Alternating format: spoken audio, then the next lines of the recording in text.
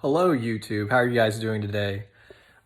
Today I want to do a book review on Ethical Wisdom by Mark Matousek. This is a fascinating book right here.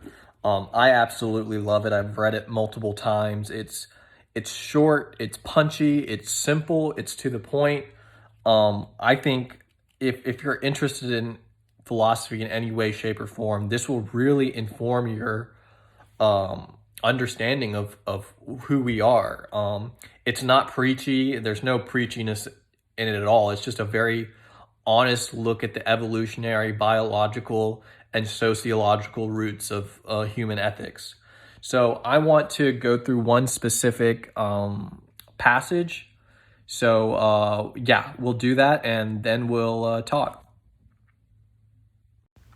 All right. So the specific section that I want to focus on is called group narcissism.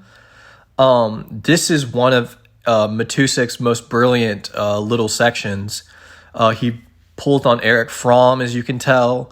But normally you understand narcissism as this individual quality, right? Narcissism comes from the ancient myth Narcissus, who couldn't stop looking at his own reflection in the pool, and he died as a result. So narcissism isn't a good thing. It means extreme love for ourselves, and when it transfers to the group, it gets much worse. Let me read this little section. Narcissistic group loyalty allows us to express egotistical supremacy without restrictions, promoting ourselves as model citizens in the process. So this is the nature of group narcissism, right? It's one where compensation takes place, where feelings of inferiority are not magnified, but suppressed and covered up, and you allow it to essentially change your identity.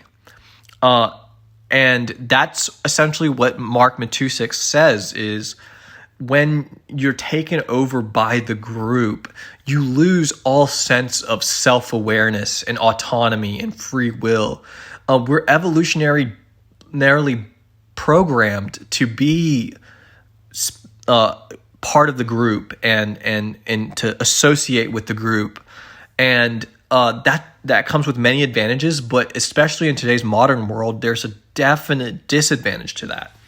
Mark Matousek talks about how, let me just read this quote real quick. The group becomes abusive to others, exploitative, detached from reality, bathed in grandiose fantasies, xenophobic, lacking empathy, prone to uncontrolled rages, oversensitive, convinced of its superiority and entitlement. So we can definitely see this political process happening with Trump and his followers. They're really detached from reality. You can see this process happening all over the world, especially with Putin today and his attack of Ukraine. This is a concept, group narcissism, where a bubble essentially forms around the group, and this bubble has an influence on the individual, essentially creating a narrative for the individual that doesn't allow competing narratives in.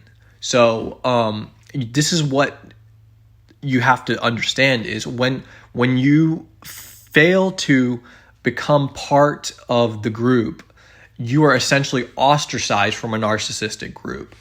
And that process has psychological consequences, right? So it's definitely in the individual's interest to be part of the group. And I would definitely recommend that you guys pick up this book and tune into this idea of group narcissism. We see it in our political polarization today everywhere. So thanks for listening, and I hope you have a good one.